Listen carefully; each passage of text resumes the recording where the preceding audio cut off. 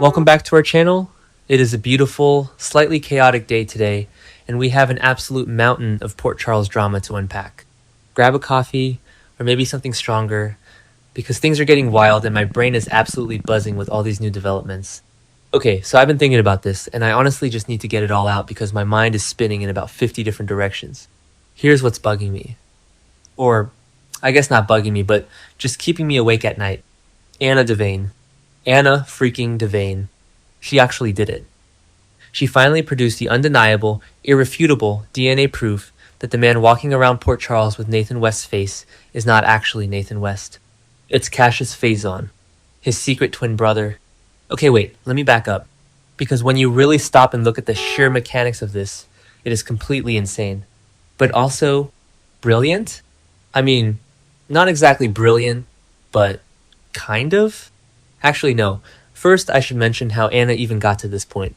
She was stuck in that psychiatric facility in France, right? For months, she was gaslit, drugged, made to believe César Faison was still alive and haunting her.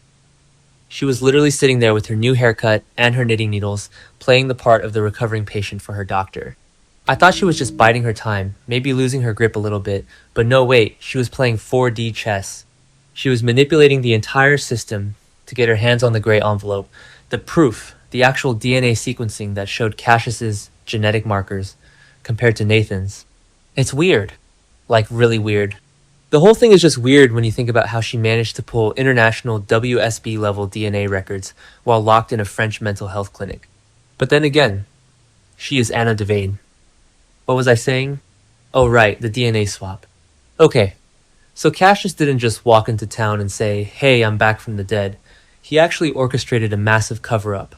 He somehow got access to the WSB or PCPD database, secretly swapped his own fingerprints and DNA profile with Nathan's, and then this is the part that literally makes my skin crawl. He dug up Nathan's actual body and had it cremated. Like, the logistics of that, I think it was wait, I don't even know what episode they hinted at the grave tampering. Maybe it was somewhere around the spring sweeps? Probably doesn't matter, but I noticed a throwaway line months ago about the cemetery security being upgraded, which might mean nothing, but now it feels like a massive clue. How did he even do that, without anyone noticing? Did Ras Cullum help him? Cullum has WSB resources, so maybe? Or maybe not. I don't know. My brain is jumping between ideas. Anyway, the point is... Wait, what was the point? Oh, César Faison. We have to talk about César Faison. Because the revelation that Cassius was raised in the shadows by Faison is just... It explains everything, but it also opens up a massive rabbit hole. So, Liesl Obrecht had twins. Nathan and Cassius. She gave Nathan to Madeline to raise because she wanted to protect him from Faison. But somehow, Faison got his hands on the other twin? Or did Liesl know? No, wait. The spoilers and the recent scenes explicitly showed Liesl being completely outraged and shocked when Cassius confronted Cullum and revealed his identity to her in captivity. So Liesl didn't know. Faison stole one of the babies, or hid him, and raised Cassius in complete darkness. Imagine the psychology of that. You are a child, raised by César Faison, a man who is literally obsessed with Anna Devane, a man who wears latex masks of other people's faces, a certified psychopath. And Faison trains you, rigorously, brutally, with one singular purpose. To be a spare part. To be a replacement for the brother who got to live in the light. Faison literally groomed Cassius to step into Nathan's shoes, if the need ever arose. It's giving Major Ryan and Kevin Chamberlain vibes, but, like, on steroids. Because Faison's level of psychological torture is unmatched. This completely recontextualizes everything Nathan has done since his miraculous resurrection. I remember watching those early episodes of his return and thinking, wow, the writing for Nathan is so off right now. He's being so cold. He's acting so ruthless. I was constantly second-guessing myself, thinking maybe the trauma of dying changed him. But then again, that doesn't explain why he was so willing to let Jen Sidwell escape, or why he was so casually cruel to the people who loved Nathan. It wasn't bad writing, it was actually a masterclass in subtle character work. Cassius has Nathan's face, Nathan's voice, but he doesn't have Nathan's soul. He is a sociopath raised by a sociopath. Every time he smiled at Maxie or James, it was a calculated mimicry. He was just playing a role he spent his entire life rehearsing. It is chilling, like genuinely terrifying. Okay, wait. Let me shift gears because I am still reeling from the Windermere rescue. Jocelyn Jacks and Anna Devane are finally free. We knew Jocelyn was being held captive on Spoon Island by Cullum and Cassius, and she was getting ready to fight her way out. I was totally expecting Jocelyn to just unleash some martial arts on Cullum. She was definitely gearing up for a karate kick situation, which would have been iconic. But Anna being the one to secure their freedom, that is so much more poetic. Anna, who was held captive in that very same Windermere prison apartment by Faison's ghost, or Cullum's mind games, for 9 months, comes back to the exact site of her trauma and liberates Jocelyn. I don't even fully understand how Anna got from France to Port Charles so fast. Like, did she coordinate with Valentine? Valentine was on his way to Geneva to meet with Z, the head of the WSB. So maybe Z fast-tracked Anna's release and flew her straight to Spoon Island? I mean, not exactly, but kind of? The timeline is a bit messy in my head, but seeing Anna back in action, completely vindicated after everyone thought she was losing her mind, is just chef's kiss. She didn't just save Jocelyn, she saved herself. And she finally cornered Cassius. But okay, here's the thing that is actually keeping me up right now. The arrest. The climax of this whole storyline. Cassius Faison is finally cornered. His charade is over. The DNA is out there. He knows he's going to Steinmauer or a WSB black site. He's probably thinking about how he risked his freedom just to say goodbye to James West, which, side note, why did he care about James? If he's a sociopath, why did James become his Achilles heel? Was it some twisted Faison-esque possessiveness, or did Cassius actually develop a sliver of humanity? I know I just said the opposite about him being a total sociopath, but hear me out. Maybe playing Nathan actually started to rewrite his brain a little bit? Or maybe not. I'm overthinking it. Anyway, the arrest is happening. The cops are there. Anna is triumphant. And then, Lulu drops a nuclear bomb. Lulu announces, right in front of everyone, right before they put the cuffs on him, that she is pregnant. With Cassius's baby. I literally screamed at my screen. I had to pause and walk around my living room because, what? Okay, wait, let's break this down because the timeline of this hookup is critical. So, Lulu and Nathan had a romantic connection recently. I think they were former lovers, or they hooked up a few months ago when she was feeling vulnerable. I remember maybe it was back in May. They had that weirdly intense scene at her house where he gave her intel, and the chemistry was definitely there, but it felt so wrong because we all thought he was Nathan, and Nathan belonged with Maxie. But Lulu and Nathan crossed the line. And now she's pregnant. Lulu is carrying the child of Cassius Faison. Do you realize the generational implications of this? Let's just look at the bloodlines for a second. Lulu is the daughter of Luke Spencer and Laura Collins. Luke Spencer, the ultimate hero, anti-hero of Port Charles. And the baby's father is Cassius Faison, the son of Cesar Faison and Liesel Obrecht.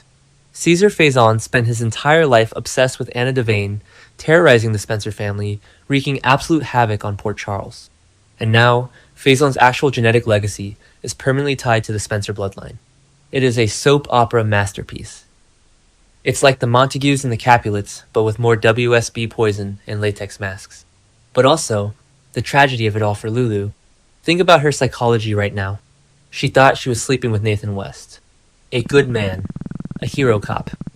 A man she had a complicated but ultimately respectful history with. She let her guard down, she opened her heart, and she let this man into her bed. And now she finds out that every touch, every word, every moment of intimacy was a complete and utter lie. She was sleeping with a monster wearing a dead man's face. The violation she must feel is astronomical. I can't even begin to fathom the trauma this is going to cause her. And what about Dante? Oh my god, Dante. Dante and Lulu have been getting so close lately. They've been bonding over the whole Rocco situation, the terror of Rocco and Britt being on the run in the British Virgin Islands, the danger of Cullum. Lulu literally just got vulnerable with Dante, and Dante opened up to Elizabeth about how his bond with Lulu was growing again. They were on the verge of a reunion. And now this? Dante's going to have to watch the love of his life carry the child of a man who manipulated their entire police force. A man who is the literal spawn of Cesar Faison. Dante's protective instincts are going to go into overdrive, but how do you protect someone from the baby growing inside them? It's weird. Like, really weird. I keep thinking about how this changes the entire landscape of the show. What is Cassius going to do now? He's arrested, sure, but Faisons don't stay in prison. Cesar broke out a million times. Cassius has Cullum's training and Phazon's DNA. He is going to use this baby as leverage. He is going to obsess over this child just like his father obsessed over his twisted legacies. Will he try to kidnap Lulu? Will he orchestrate an escape from Steinmauer just to be near his heir? And what about Lisa Lobrecht? She just found out she has another son, a son who was tortured and twisted by the man she once loved, a son who is now going to prison. But she's also about to be a grandmother again. Liesel is going to have a complete psychological break over this. She lost Nathan, she thought she got him back, she lost him again to the truth of Cassius, and now she has a new grandchild on the way. Liesel's relationship with Lulu has always been complicated, to say the least. Are they going to bond over this baby, or is Liesel going to try to steal it to raise it in the proper Obrecht way? Okay, I know I'm going down a massive rabbit hole here, but you have to admit the possibilities are endless. I just keep second guessing how the writers are going to pace this. Are they going to do a rapid aging thing with the baby? Probably not right away. But the custody battle? The inevitable kidnapping plot? And wait, I have to circle back to Anna. Anna exposing Cassius is her ultimate revenge on Cesar Faison. Even from the grave, Phazon tried to destroy her by using Cassius to infiltrate Port Charles, to work with Cullum, to ruin lives. By proving Cassius's identity and throwing him in a cell, Anna finally defeated Phazon's ultimate contingency plan. But did she? Because with Lulu's pregnancy, Phazon's legacy survives. It's like a hydra. You cut off one head, and another one grows. Anna thought she closed the book on the Phazon nightmare, but Lulu just opened a brand new sequel. I'm typing this so fast my fingers are cramping, but I just can't stop thinking about the ripple effects. Maxie. How is Maxie going to react? She was already dealing with the mind-bending reality of Nathan being back. Now she finds out he was a fake, that her real husband was dug up and burned like trash, and that this imposter knocked up Lulu. Maxie is going to lose her mind. The grief is going to hit her all over again, but this time it'll be mixed with absolute rage. Anyway, the point is, this show is ruining my sleep schedule and I am absolutely here for it. The DNA reveal, the Windermere escape, the pregnancy, it's all just too much, but also exactly what I needed. I need to go lie down and stare at the ceiling for another 3 hours to process this. Let me know what you guys think, because my brain is officially fried.